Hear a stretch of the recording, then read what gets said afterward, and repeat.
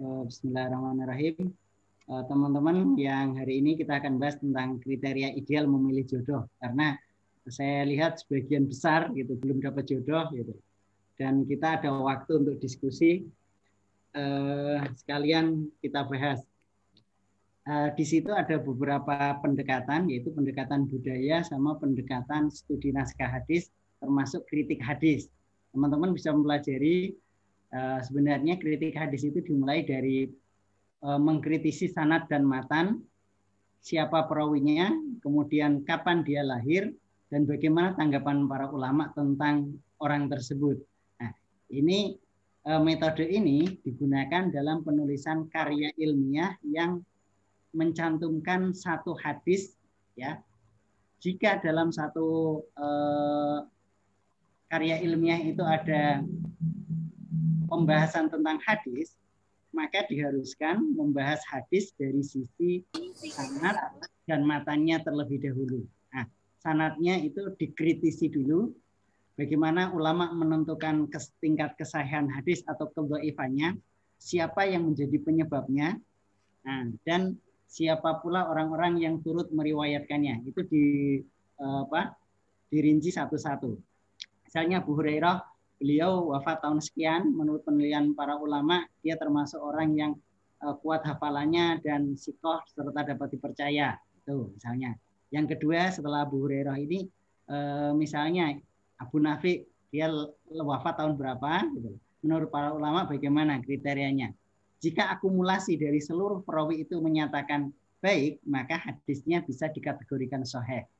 Nah, teman-teman yang mengambil kitab hadis yang ada pada kitab Indo yang kita pelajari, termasuk Sahih Bukhari, Sahih Muslim, Sunan Abu Dawud, Sunan At-Tirmidzi, kalau ada mengacunya ke sana. Tapi kalau tidak ada, itu diperbolehkan sepanjang ada sumber otentiknya. Misalnya teman-teman mengambil sebuah hadis dari kitab Ihya Ulumuddin karya Imam Al-Ghazali, diperbolehkan, tapi merujuknya hadis ini dicantumkan oleh Imam Al-Ghazali dalam kitab Ihya Ulumuddin. Kemudian biasanya dalam kitab Ihya itu tidak ada sanadnya. Ini yang menjadi perdebatan status para ulama, bagaimana cara menentukan kesahihan suatu hadis tanpa ada sanadnya. Seperti Mbak Siska ini. Mbak Siska orangnya cantik, baik hati. Nah, tapi tidak diketahui asal-usulnya, gitu loh misalnya. Nah, sanad itu mata rantai yang menghubungkan asal-usul suatu hadis. Jadi Mbak Siska itu anaknya siapa, gitu loh. Saudaranya berapa, rumahnya tinggalnya di mana? Nggak ada yang tahu, gitu loh. Lah, kalau nggak ada yang tahu, kalau dilamar itu beresiko, gitu loh. Jangan-jangan dia sudah punya suami, gitu loh. Ternyata pejabat, kemudian dia kebetulan lagi ada konflik, lari diam-diam dari rumah.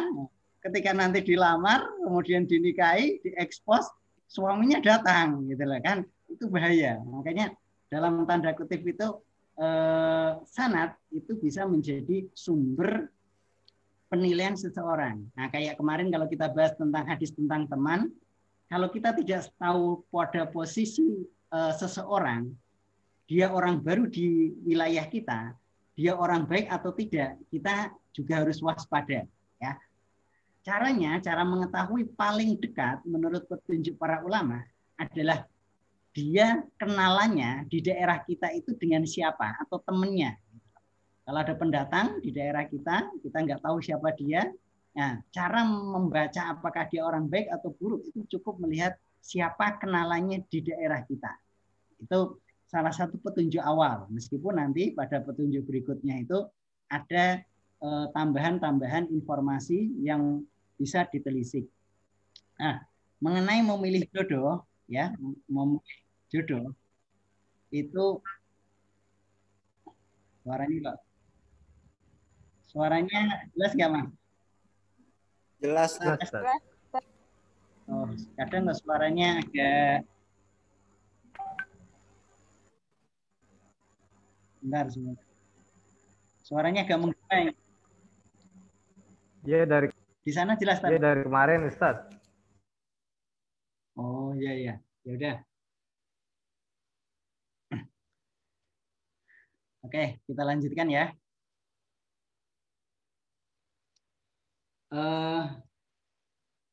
Di dalam hadis itu Nabi menyebutkan 4 kriteria.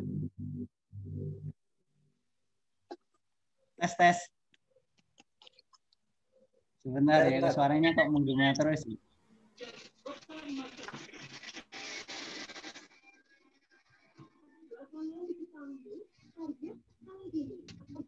Di sana menggema nggak suaranya Mas Chandra? Enggak, Ustaz. Halus.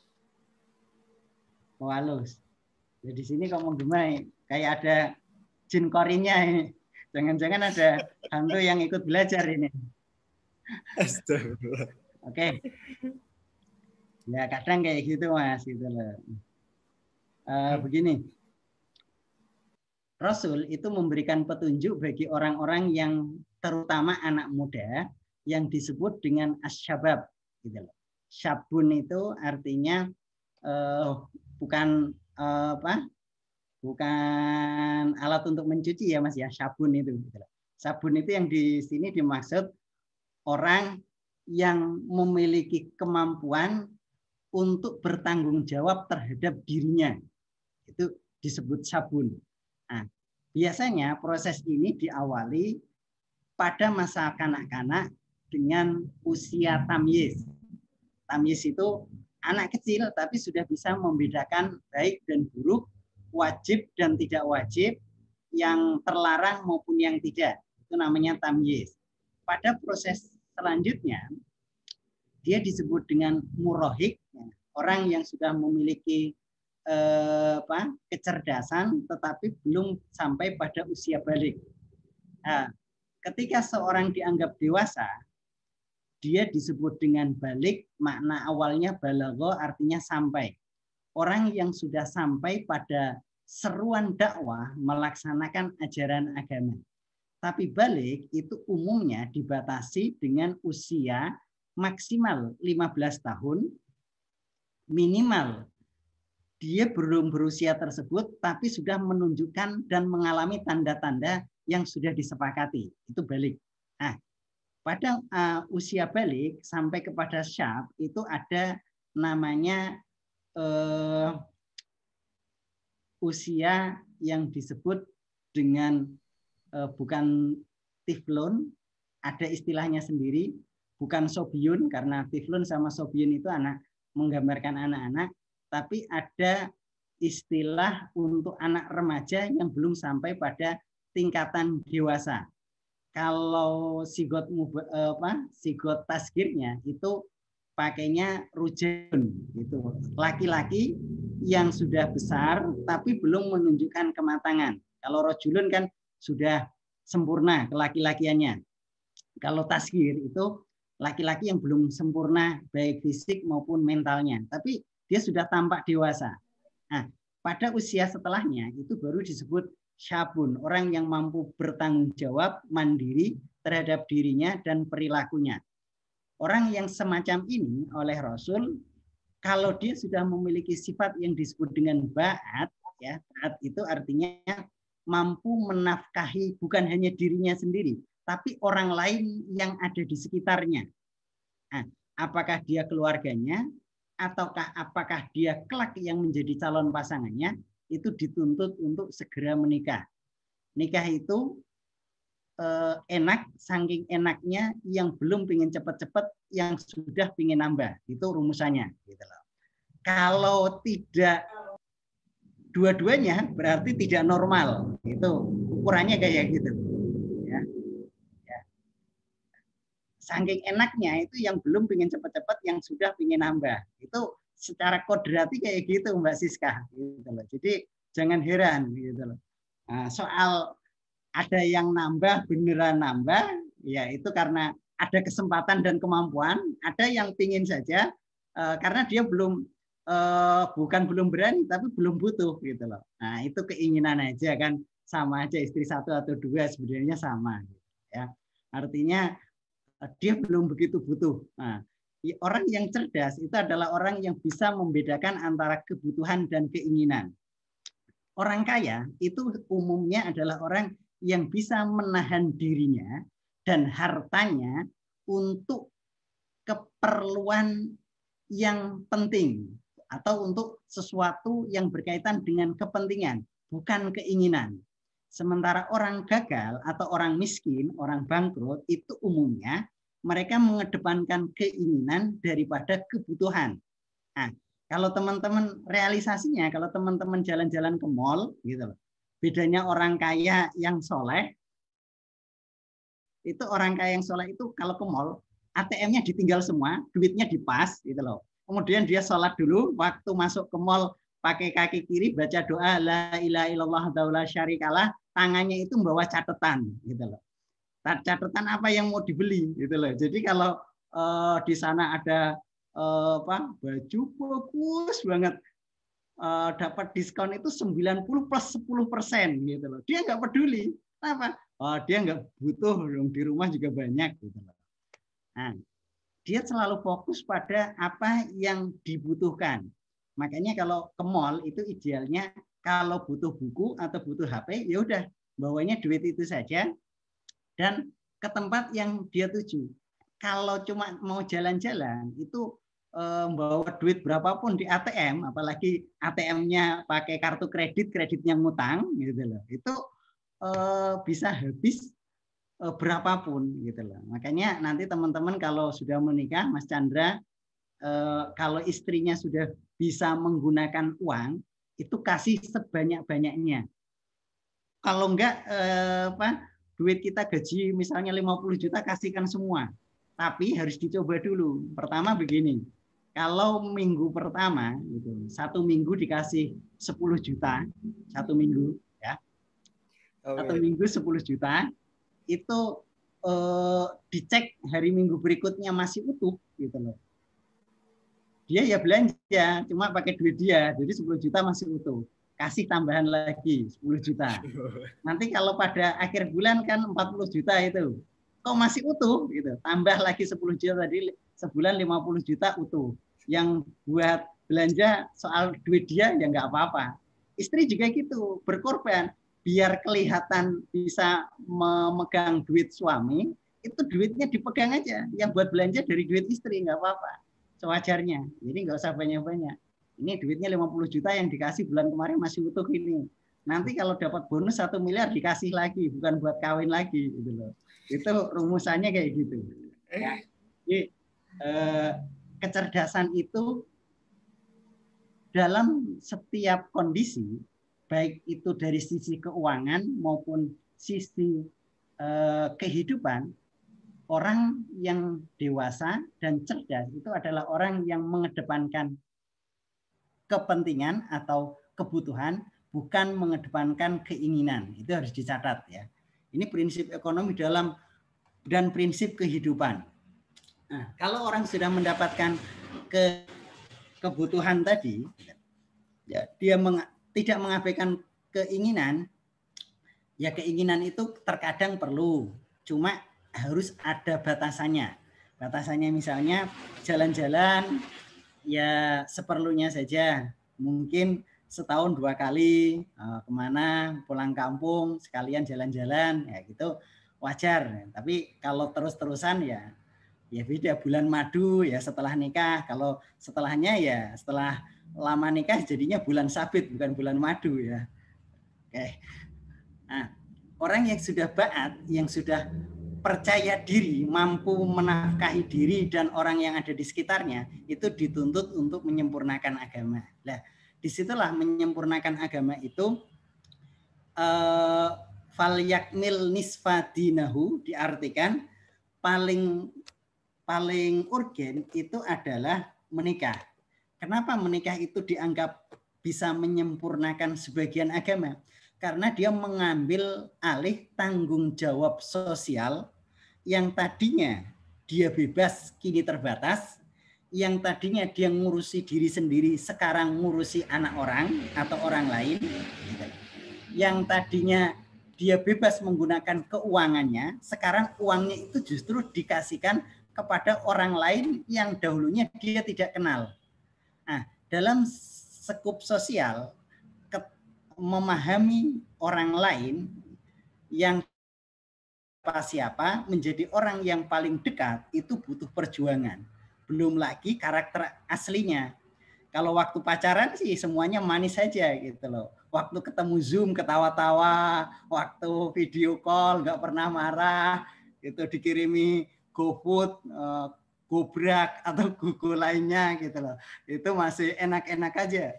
Tapi kalau setelah berumah tangga itu banyak konflik yang kadang tidak terselesaikan karena munculnya watak asli itu setelahnya. Misalnya tiba-tiba para mantan datang, dilepas sayang, tidak dilepas ya, masih ada keinginan, ya kayak tadi, keinginan itu gitu loh. Nah kalau keinginan, sebab itu para mantan itu juga kadang waktu kita sendiri mereka nggak mau juga, tapi setelah kita punya pasangan, mereka justru menawarkan diri, gitu. Itu godaan setelah pernikahan, Mas, gitu loh.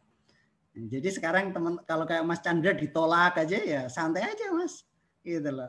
Nanti itu kalau sudah nikah malah jadi rebutan kemana-mana, gitu loh. Ya biasanya kayak gitu. Itu ujian pertama itu. Ya, pertama gini, ada 5 kriteria, ya 4 kriteria yang di situ disebut oleh Nabi dalam memilih jodoh. Ya, pertama hadis yang disebutkan itu adalah lijamaliha. Laki-laki itu secara fisik memiliki ketertarikan kepada lawan jenisnya berdasarkan apa yang tampak.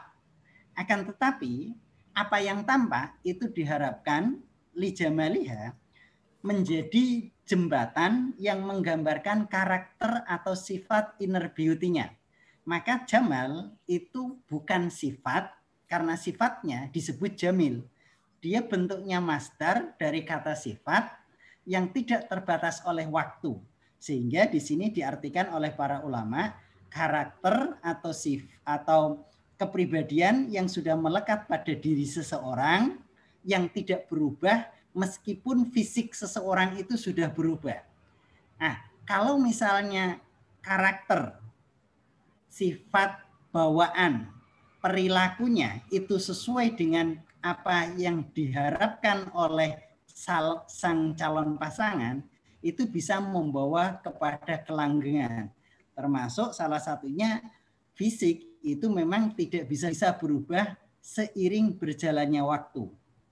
Maka kata jamal itu didefinisikan melalui hadis Nabi yang lain, idza nadzarta gitu loh. Idza nadzarha ska. Apabila engkau melihat pasanganmu itu, dia bisa menggembirakanmu. Contohnya siapa? Khadijah ya. Sayyidah Khadijah itu Nabi kalau lagi pusingnya luar masalahnya itu hilang.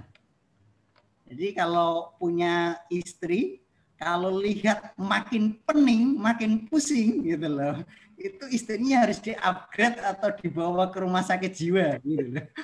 Suami juga gitu.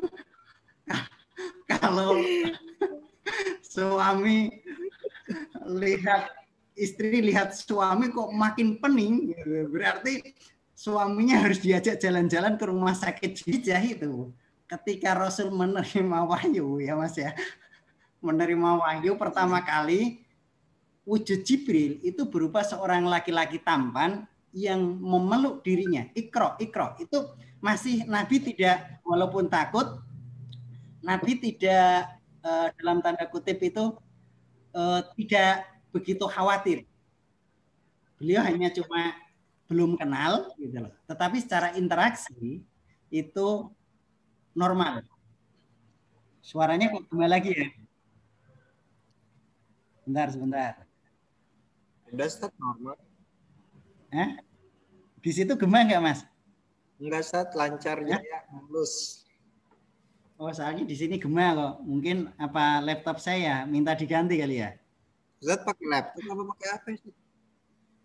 Ya, pakai internet ini Mas di masjid saya ini Mas Yan. Dari pagi ya. Saya nge-MC pagi jam 7:30 tadi nge-MC pernikahan dulu, ngajar sampai sekarang 4 kelas ini. Jadi ya kalau nikah itu kan jadi MC pahalanya sama dengan nikah. Makanya Masa saya hari Rabu ini nikah, Ustaz? Iya, hari Rabu karena teman-temannya kan masuk kerja jadi sekalian dari kantor ke tempat pernikahan. Kan ada hadis Nabi begini, Mas. Man dalla ala khairin, siapa yang menunjukkan kebaikan dia akan mendapatkan pahala sama seperti orang yang melakukannya. Ya kalau saya nge-MC nikah itu saya dapat pahala insya Allah seperti orang yang menikah meskipun saya tidak menikah lagi gitu loh. Jadi asiknya di situ gitu loh. Ya cukup kita melihat bahagia dengan melihat orang lain bahagia. Ya enggak Mbak Zen gitu ya. Jadi berarti kalau misalnya poligami lagi dong Pak. Ya gitu. Jadi kalau misalnya nggak bisa nikah, sama aja kayak nikah gitu ya Ustaz. Iya, pahalanya sama gitu loh. Jadi kalau untuk mendapatkan pahala nikah itu tidak harus nikah sekali, nikah 2 kali, nikah 3 kali, cukup nikah sekali. Terus habis itu memfasilitasi orang lain agar cepat-cepat nikah. Termasuk saya sekarang ini membahas tentang kriteria pemilihan jodoh biar teman-teman cepat nikah. Kalau diamalkan saya dapat pahala gitu loh. Apalagi saya suruh MC-nya dapat pahala sama dapat duit kan gitu. Apalagi gitu loh. Kalau nikahnya mau di masjid saya, ya berarti kan bisa memakmurkan masjid gitu loh. Mbak Monika nanti insya Allah segera menyusul ya Mbak Monika. Jadi kayak gitu Mas. Khadijah ketika Nabi menerima wahyu pertama kali itu ketika Iqra bismi rabbikal ladzi khalaq disampaikan oleh Jibril dengan wujud seorang laki-laki, beliau biasa-biasa saja, cuma karena belum dekat, beliau agak takut dalam batas sisi orang belum kenal. Tetapi ketika setelahnya turun dan beliau pulang ke rumah, di tengah jalan itu beliau melihat wujud Jibril menampakkan dalam sosok aslinya yang duduk di antara langit dan bumi. Beliau ketakutan luar biasa, belum pernah beliau merasa takut seumur hidup kecuali setelah beliau melihat sosok Jibril dalam wujud aslinya. Nah, maka beliau pulang ke rumah dan di rumah itu ada istrinya yang bernama Sayyidah Khadijah. Nah, disitulah Khadijah menenangkan gitu loh. Engkau itu orang baik, engkau itu orang soleh, tidak pernah menyakiti, menyambung silaturahim. Jadi semuanya ketika suami ada masalah, istri bukan menambah masalah, tapi mencoba mengurai masalah. Ketika lihat wajah Sayyidah Khadijah itu 50%-nya masalah yang dialami Rasul itu selalu hilang karena kata-katanya sejuk, kemudian orangnya meskipun sudah tua tapi enak dipandang dan karakternya itu tidak pernah menyakiti. Nah, itu nyari kata jamal itu maknanya di situ, ya. Nah, kemudian Rasul kan menerima surat Al-Mudatsir dan surat Al-Muzammil setelahnya. Mudatsir sama Muzammil itu artinya sama, artinya orang-orang yang berselimut. Nah, bedanya kalau Mudatsir itu berselimut karena panas atau karena demam, sementara Al-Muzammil selimut karena malam atau dingin. Dua-duanya menunjukkan keadaan pada karakter kenyamanan. Orang yang mau maju itu adalah orang yang berani keluar dari zona nyaman di mana dia berada. Kalau teman-teman teman-teman waktu lulus SMA kemudian nyaman jalan-jalan, ngobrol-ngobrol, gitar-gitaran tiap malam itu tidak akan merubah segalanya. Tapi dengan kuliah malam-malam harus kuliah waktu belum ada corona, jalan ke kampus, pulangnya malam juga sendirian, nggak punya pacar, duit juga nggak punya, wong duit tiap dikumpulin juga buat bayar semesteran gitu. Itu adalah tantangan agar keluar dari zona nyaman. Siska yang tiap kerja juga ada shiftnya, mau kuliah tabrakan shift harus bilang ke bosnya, ngomong sama temennya minta ganti, itu juga nggak nyaman. Tapi itu bagian dari kita keluar dari zona nyaman. Orang yang keluar dari zona nyaman selalu menghasilkan perubahan. Apakah perubahan itu kemudian menjadi lebih baik, kita syukuri dan kita harapkan. Ada kalanya perubahan itu tetap atau bahkan mundur. Itu ujian. Sekali lagi, kemajuan itu hanya diperoleh ketika orang siap berubah. Kayak saya itu kan orangnya gajinya kerja di masjid lillahi ta'ala. Kemudian gaji ngajar di UIJ juga lillahi ta'ala gitu loh. Ya lillahi ta'ala itu maksudnya ya ngepas kalau buat beli bensin sih cukup, tapi kalau buat motor kendaraan sana sini ya mungkin ya ngepas gitu loh. Tapi saya gunakan sedikit mencari ilmu gitu loh. Kuliah di PTIK itu kan 1 semester itu 8 juta lebih Mas. Sampai 9 jutaan lah kalau ditambah lain-lain. Nah, itu saya mencoba keluar dari zona nyaman. Ya, itu teman-teman juga harus begitu, mencoba keluar dari zona nyaman, karena Rasul itu ketika dia sudah menerima wahyu, diangkat menjadi Rasul, itu perintah pertama kali setelah belajar itu adalah keluar dari zona nyaman. Mudassir artinya apa? Orang yang berselimut karena demam disuruh berdiri, disuruh bangun, dia suruh menyampaikan fa'angdir, kum fa'angdir, warabbaka fakabir. Kemudian ya ayyuhal muzammil itu berselimut karena dingin. Dingin itu dalam artian tidur. Ya ayyuhal muzammil qumil laila illa qalilan. Kedua-duanya menjadikan transmisi perpindahan keyakinan atau keimanan terutama kepada teman-teman terdekatnya.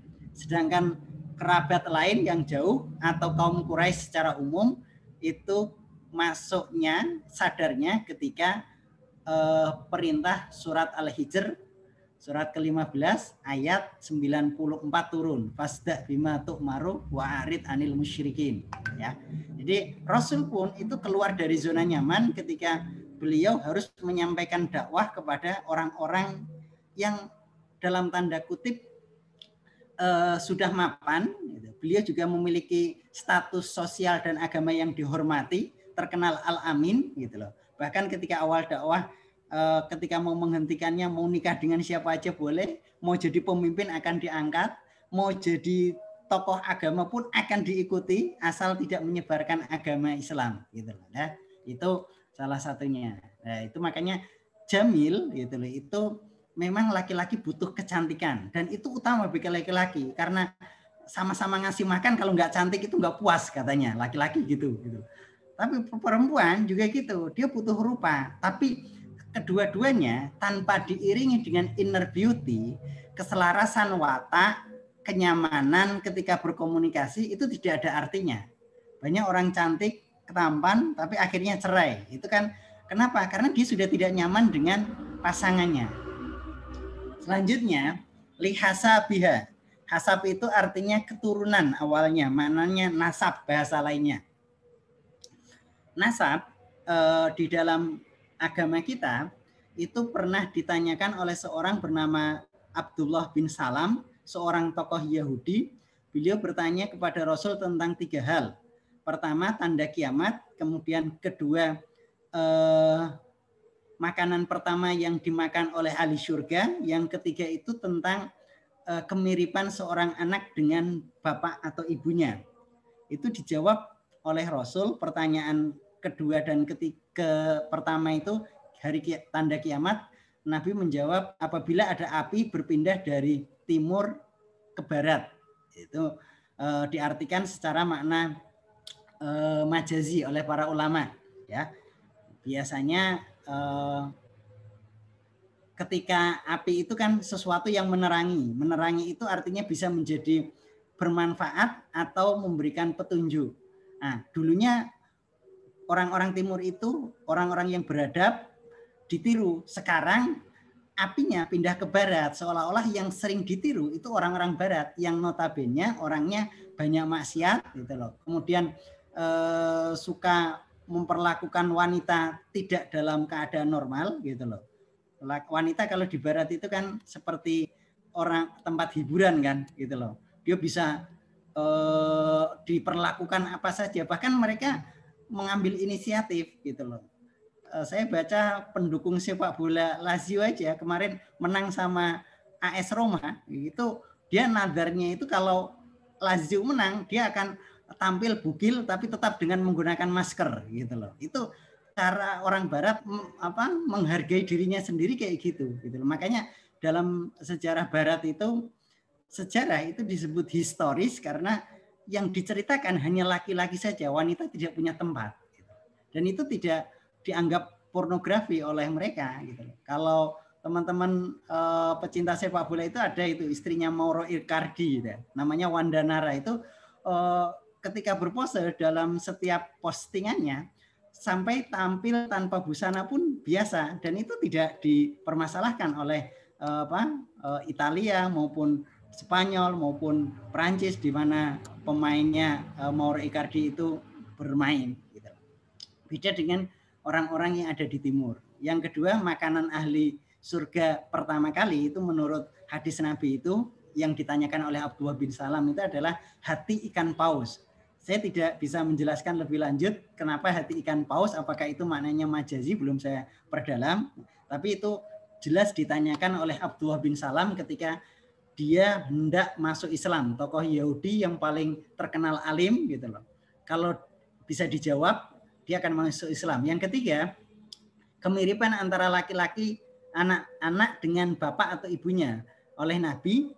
Menurut Jibril, Nabi mengatakan gitu. Barusan Jibril datang kepadaku dan mengatakan bahwa laki-laki, anak yang mirip dengan bapaknya, gitu loh, baik anak laki-laki maupun perempuan, itu disebabkan ketika air mani laki-laki atau suami itu mendahului air mani dari perempuan. Itu dia akan mirip dengan bapaknya, tapi air mani perempuan atau yang disebut dengan sel telur jika keluar lebih dahulu dan mendahului air mani dari suaminya, maka anak akan mirip dengan ibunya. Itu dijawab secara tekstual oleh Nabi seperti itu, meskipun para ulama ilmu kedokteran itu memahami kata mendahului di sini adalah maknanya itu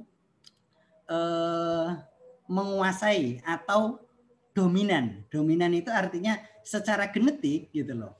Genetik antara suami dan istri akan berpengaruh pada anak yang menyebabkan kemiripan anak dengan ayahnya atau dengan ibunya, manakala genetik itu memiliki aspek dominasi. Mungkin keluarnya duluan suami, tapi dominasinya itu lebih dominan ibu, maka dia mirip ibunya. Nah, ini pernah diceritakan juga teman saya yang nikah tahun 2009 sampai sekarang belum punya anak. Dia mengatakan begini, ketika berkonsultasi dengan pakar atau ahli kandungan, itu selalu mengatakan ketika air mani dari sang suami ini memancar, itu selalu dikanter oleh ovum yang dimiliki oleh istrinya, sehingga tidak bisa berjalan sama sekali, tidak bisa menembus. Dan akhirnya sampai sekarang memang belum memiliki anak. Kebetulan tahun 2009 atau 2008 nikahnya di masjid saya, orangnya juga sering ngaji, dan saya MC-nya waktu itu. Kadang cerita kayak gitu. Sementara untuk program kehamilan melalui bayi tabung itu tingkat kesuksesannya itu sekitar 30-40%, dan biayanya itu 80 juta per program, Mas. Jadi itu agak sedikit sulit, dalam tanda kutip mahal bagi orang-orang yang penghasilannya biasa-biasa saja gitu. Nah, itu salah satunya ya. Nah, maka para ulama sepakat bahwa gen atau genetik itu bisa menurunkan sifat, karakter, kepribadian, bahkan kebaikan dan keburukan sifat yang dimiliki oleh orang tua kepada anak, termasuk ragam penyakit keturunan. Ya, termasuk ragam penyakit keturunan. Nah, Nabi Nuh di dalam surat Nuh ayat 26-27 itu mengatakan begini. Rabbi la tadar alal ardi minal kafirina dayyara. Ya Allah, jangan kau biarkan sedikit pun dari orang-orang kafir tinggal di bumi ini. Innaka ing tadarhum yudillu ibadaka wala yalidu illa fajiran kafaro. Mereka tidak akan melahirkan kecuali generasi-generasi yang sama dengan bapak mereka. Dari mana Nabi Nuh tahu? Dari pengalaman beliau berdakwah selama 950 tahun. Menurut tafsir Qurtubi, sebelum peristiwa banjir bandang, itu semua wanita pada zaman Nabi Nuh selama 70 tahun itu disterilkan, mereka tidak bisa melahirkan. Sehingga saat terjadi banjir bandang, ini dalam tafsir Qurtubi ya, semua orang yang ada di situ itu adalah orang dewasa, tidak ada anak-anak. Inilah argumen dari para ulama bahwa Allah itu tidak akan mengazab suatu kaum yang di dalamnya banyak anak-anak gitu. Itu salah satunya. Itu cuma penafsiran ya dari Al-Qurtubi. Jadi semua disterilkan dari laki-laki perempuannya tidak bisa hamil selama kurun 70 tahun. Itu sebelum peristiwa banjir Nabi Nuh. Nah, termasuk teman-teman, ini sudah adzan, nanti saya kalau komat saya langsung ke atas ya. Kita akhiri. Ini hadir semua Mas ya. Dianggap hadir semua ya. Hari ini terakhir dianggap rusuh ya. 22 ya. Biasanya kan yang hadir cuma 16 ini. Mbak Putriwati kayaknya baru kelihatan ini. Apa saya yang salah lihat apa baru memang muncul di sini? Terus siapa lagi nih? Oke, kita lanjutkan ya. Termasuk genetik. Genetik itu di Indonesia itu ada beberapa kasus termasuk Down syndrome atau anak yang memiliki keterbelakangan mental, termasuk autis, idiot, lumpuh, bahkan dia memiliki penyakit jantung dan biasanya tidak sedikit yang mati dalam usia anak-anak atau muda. Nah, pengaruh genetik yang bisa menyebabkan terjadinya hal demikian.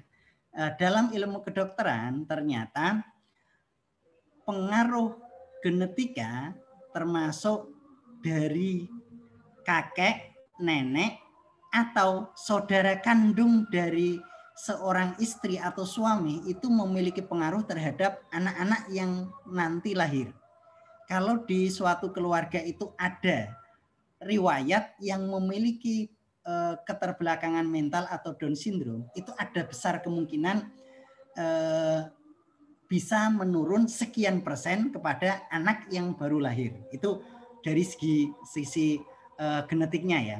Sebab Nabi juga menurut riwayat Ibnu Adi dalam kitab Tarbiyatul Aulad karya Nasihulwan itu mengatakan takhayyaru linutfikum fa innan nisaa yalidna asbaha akhwatihinna wa ikhwatihinna. Jadi pilihlah wanita terbaik oleh kalian untuk tempat menanam air mani kalian, sebab wanita itu cenderung melahirkan seperti saudara kandung dari perempuan tersebut. Dia menyerupai saudara kandungnya baik laki-laki maupun perempuan. Itu ada riwayat dari Ibnu Adi. Menurut kritik sanadnya hadis ini dianggap dhaif, tapi jika digabungkan secara keseluruhan hadisnya menjadi hasan karena banyaknya riwayat yang saling bersinggungan. Itu namanya hasan li ghairihi. Jadi hadis dhaif karena jumlahnya banyak, riwayatnya banyak, kemudian dikumpulkan jadi satu, naik derajatnya menjadi hadis hasan li ghairihi. Nah, penyebab yang lain dari Down syndrome itu adalah pernikahan yang terlalu dini. Nah, di undang-undang kita wanita itu kalau nikah di bawah 20 tahun itu belum boleh. Kalau dulu 16 tahun masih boleh. Laki-laki 19 tahun waktu saya masih di usia di SD atau SMP. Tapi sekarang sudah dirubah di bawah 20 tahun tidak boleh menikah karena dianggap masih anak-anak. Dan orang yang menikahi anak-anak itu bisa dipidana menurut Undang-Undang Perlindungan Anak. Ya. Jadi kalau ngejar cewek, Mas Chandra, jangan usianya di bawah 20 tahun. Kalau perlu yang 40 tahun ke atas yang sudah mapan, yang punya mobil dan lain-lain, punya rumah, punya perusahaan, punya tabungan, deposito dan lain-lain. Jangan ngejar yang kecil-kecil gitu loh, maksudnya kayak gitu. Nah, karena yang di bawah 20 tahun, mohon maaf apalagi terjadi MBA ya, marriage by accident, itu besar kemungkinan terjadinya Down syndrome. Bahkan menurut penelitian 1:686 kejadian atau kasus. Ya. Jadi kalau misalnya anak usia SMP, dia belum berumur, kemudian melakukan hubungan suami istri, hamil, secara psikologis dia tidak siap. Secara fisik, sang wanita juga belum siap. Akhirnya dibawa ke KUA, KUA juga nggak berani nikahin karena bisa dituntut di pengadilan. Akhirnya dinikahkan secara siri. Nah, disinilah ketidaksiapan mental itu pada proses kehamilan bisa berpengaruh kepada anak. Ya, kalau misalnya ibunya terlalu sedih gitu loh, makanya kalau hamil itu diusahakan gembira terus, terutama kasih duit setiap hari. Apalagi kalau dia nggak doyan makan, kasih duit aja, satu gopok setiap hari gitu ya. Kalau misalnya nanti Siska apa Mbak Monika kayak gitu, gitu lihat suaminya aja enak gitu loh, kasih duit gitu, pokoknya di depannya taruh duit gitu ya. Nah itu apalagi anak yang dalam tanda kutip usia pernikahannya kurang, itu besar kemungkinan terjadi Down syndrome. Standar netral pada usia di atas 20 sampai 30 tahun itu Down syndrome itu 1:1000. Tapi pada anak di bawah 20 tahun itu berbanding 1:600 sampai 800, itu tiap kelahiran satu bayi itu memungkinkan terjadinya itu. Atau kelahiran oleh ibu yang terlalu tua. Makanya nikah itu jangan terlalu tua. Mohon maaf kalau udah ada yang lamar kira-kira soleh seperti saya gitu, walaupun jadi istri kedua terima aja, nggak masalah. Mending kayak gitu daripada nanti terlambat gitu loh. Nah, ibu yang hamil di atas usia 35 atau 40 tahun ke atas itu juga beresiko sangat besar, sama seperti anak yang kurang dari 20 tahun tadi. Nah, yang Down syndrome itu kan nanti secara mental ibunya tidak siap, secara sosial keluarganya tidak siap, gitu loh. Dan itu hanya bisa dideteksi, dicegah melalui proses pemeriksaan genetik sebelum pernikahan. Makanya teman-teman itu saya sarankan, cinta itu sesuatu yang suci, taruhlah di tempat yang suci, jangan sampai salah menaruhnya. Kalau salah menaruhnya, saat diambil, yang mengambil itu tersakiti, yang diambil juga tersakiti, gitu loh. Jadi kalau sebelum cintanya jatuh itu artinya dicari sedetail mungkin informasi, gitu loh. Kan kita nggak mungkin saya tiba-tiba meneliti Mbak Siska gitu. Mbak Siska ini punya riwayat apa ini gitu loh. Bagaimana keluarganya, baik nggak, kemudian riwayat penyakit genetiknya ada nggak, itu nggak mungkin kalau saya nggak dekat. Ya Mbak Siska itu masuk kriteria, kemudian kita nyari informasi lebih gitu loh. Minta kejujuran, keterbukaan, tapi cintanya jangan dijatuhkan dulu. Cintanya jatuhnya nanti kalau sudah semuanya udah clear, lah baru ini cintanya aku jatuhkan plus emas sama uang buat mahar gitu loh. Itu. Jadi kita itu kan semua kebaikan itu sering tertutupi karena cinta di depan. Cinta itu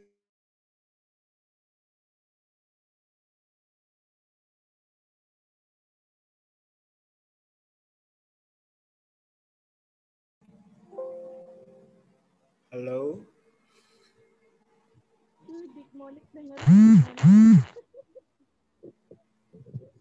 Where are you, Sat?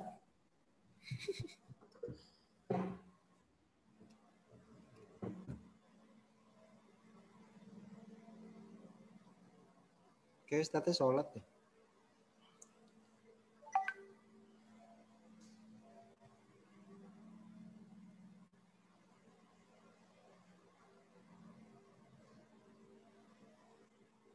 Oh my God. Beliau hilang.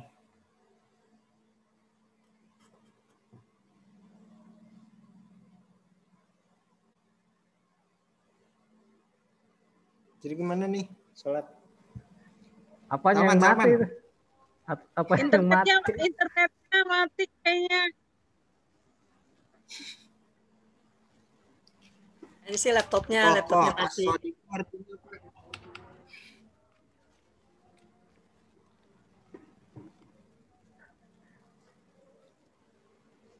Astagfirullah. Koh. Ya. Asodiku artinya apaan kok? Benar ya? Hah? Apa Yang tuh? bahasa Arab. Iya. Iya. Al-mu'minu as-sodiku. Orang-orang mukmin itu benar dengan menepati janji. Orang mukmin yang benar itu. Oh, orang mukmin yang benar. Oke. Komaro isu berarti pemimpin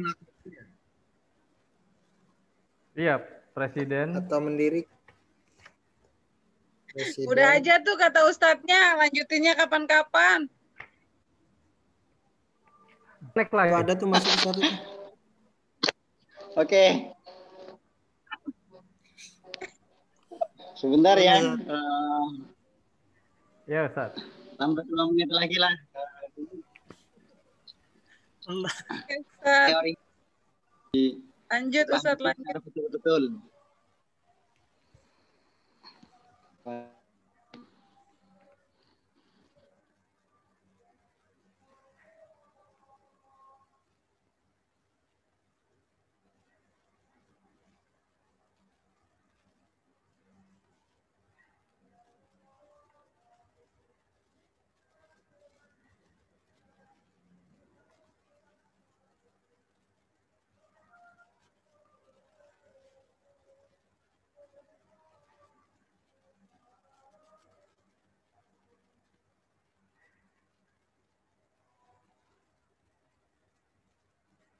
Ya.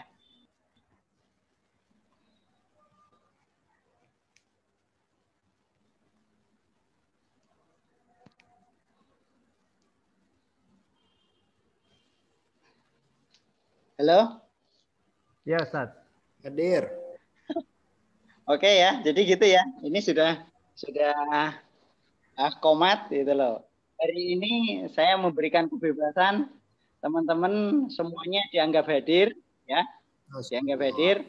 Terus ya untuk UTS nanti UAS nanti pelajari itu kriteria memilih jodoh seperti makalah yang saya share dan penjelasan. Nanti kalau memungkinkan saya tambah dari penjelasannya ya.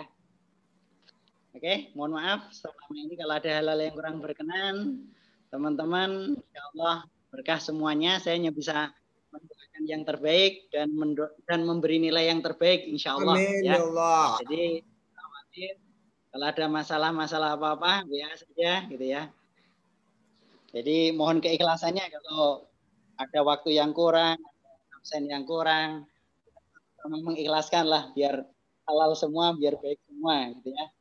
Amin. Oke, sekian. Mohon maaf ya. Saya ikut sholat dulu. Nanti silakan hari ini saya anggap masuk semua untuk teman-teman yang di kelas ini. Oke, kita tutup dengan bacaan kafaratul majlis. Subhanakallahumma wa bihamdika asyhadu an la ilaha illa anta. Oke, terima kasih banyak teman-teman ya. Sampai ketemu insyaallah di lain kesempatan. Berkah semua. Saling mendoakan ya. Assalamualaikum warahmatullahi wabarakatuh. Waalaikumsalam warahmatullahi wabarakatuh. Nanti kalau Monik atau Mbak itu Siska mau traktir ya udah gampang aja. Kalau enggak ya dikirim pakai bag atau Dropbox. Ditunggu aja ya Ustaz. Ya, siap. Pakai pecel lele. Khas kelas juga nggak apa-apa. Oke, makasih ya. Yuk. Oke, Ustaz. Jazakallah, Ustaz. Assalamualaikum warahmatullahi wabarakatuh.